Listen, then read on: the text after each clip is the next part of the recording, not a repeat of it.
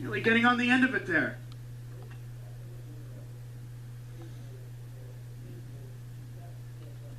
Long throwing that is also taken quickly here.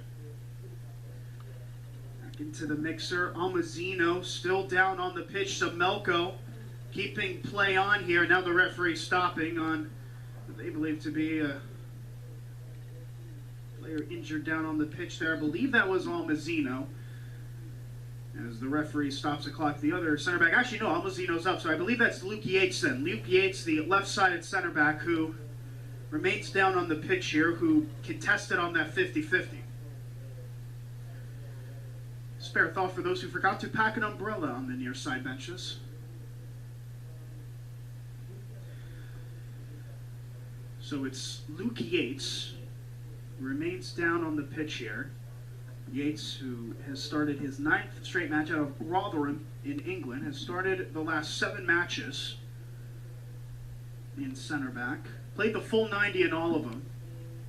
He is being tended to by the medical staff here. Let's look at Dave Brandt, reigning Patriot League Coach of the Year. 5th time in program history, of course, that the Bison won the Patriot League title last season.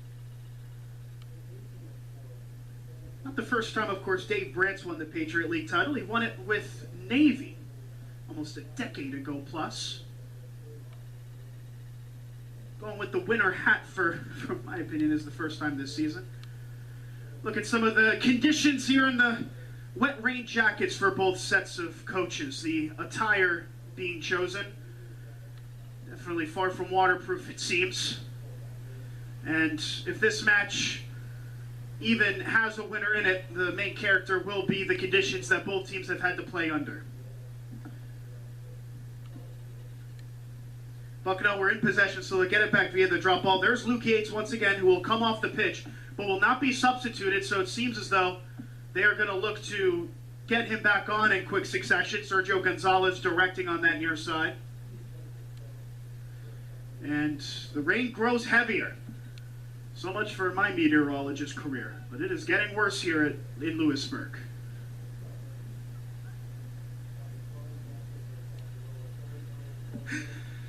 Far from dying off at the moment, only getting worse. In fact, it might be the worst it's ever been this evening, hasn't it? Just based off of the awning on the near side from right above where we are in the press box, we can hear just the intensity of it. Doesn't seem like there's going to be a way out of this one in terms of the conditions. The late winter will be far from pretty, if there is one between either side.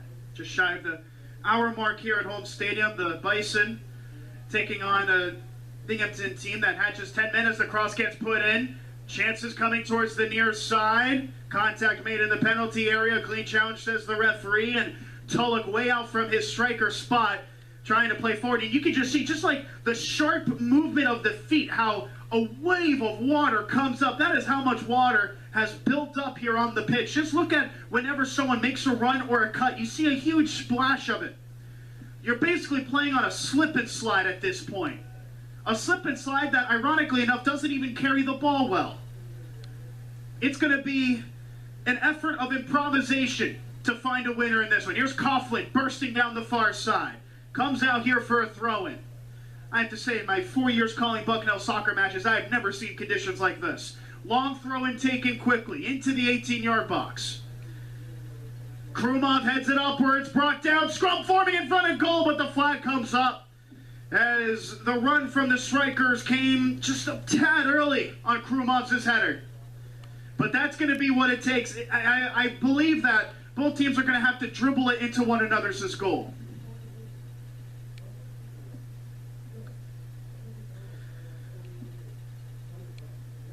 Do not expect Barcelona La Masia style tiki-taka for the last half hour of this one.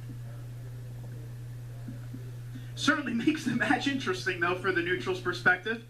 Oh my goodness, you just saw a kick of water on the goal kick as they continue to struggle. Here's the over-the-top ball. Oh my goodness, the ball just absolutely died, didn't it? Have you ever seen something like it? An over-the-top ball, it took one bounce and then completely stopped inside of the 18-yard box. And look at the back pass as well. The right side of the pitch is completely abandoned, and I think Sergio Gonzalez has just blown the whistle and called an end to it. Sergio Gonzalez seeing what we have just seen, and I think the referee wants a word with both coaches from it. The only time I can recall even watching this as a fan in the professional game, I can remember a long time ago, almost a decade ago, in a World Cup qualifying match, the United States played, I believe the team was Jamaica. It was a Central American team, I know that. And it was about a foot of snow on the ground while they played it. Of course, the United States scored on that occasion in what was a massive win to help them qualify for the 2014 World Cup. But that's the only time I can ever see the ball and the pitch just completely die out like that. And almost to comedically add timing to it, the rain is only getting worse. So you can see a replay of the time lapse in the last 10 seconds or so. The rain's only getting worse. And that's going to force both coaches, Paul Marco and Dave Brandt, two very experienced coaches, to have a word with Sergio Gonzalez, the head official. Well, sometimes you tune into a soccer match, there's Jacob Semelko just laughing. I feel like that's all you can do if you're an athlete at this stage.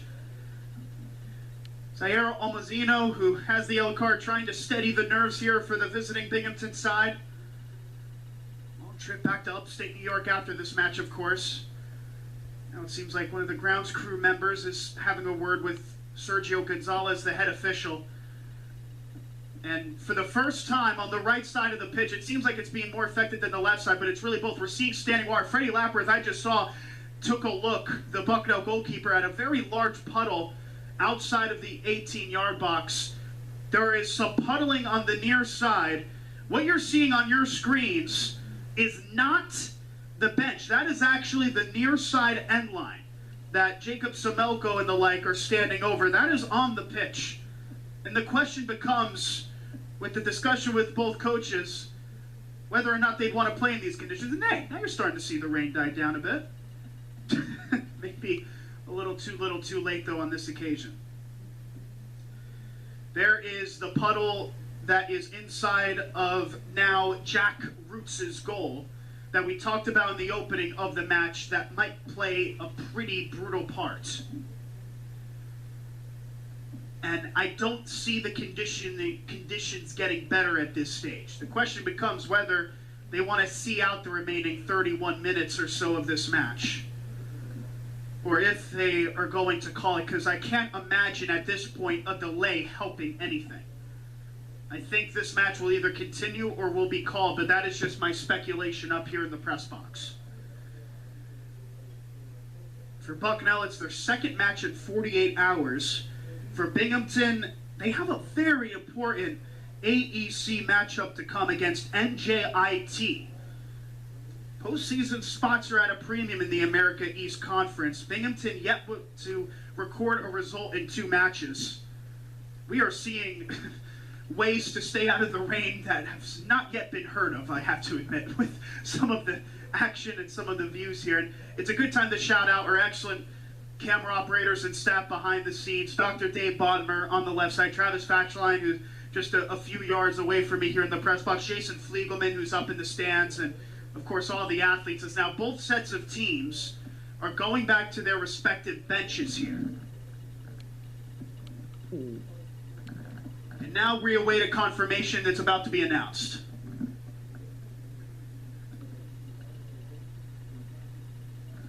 So after reviewing with both coaches, the match has been suspended for only 20 minutes. They are going to call for a stoppage. They see that this pocket, this cell of rain that is taking place at home stadium is going to die down, and they are going to reevaluate after 20 minutes. So we are in the midst of a 20-minute rain delay. You see the standing puddles on the bench. There is some standing puddles as well. And after discussions with both teams, it's been determined that they are going to stop play for 20 minutes, and then I would only imagine reevaluate from there. A very comical scene, it has to be said, in a non-conference match between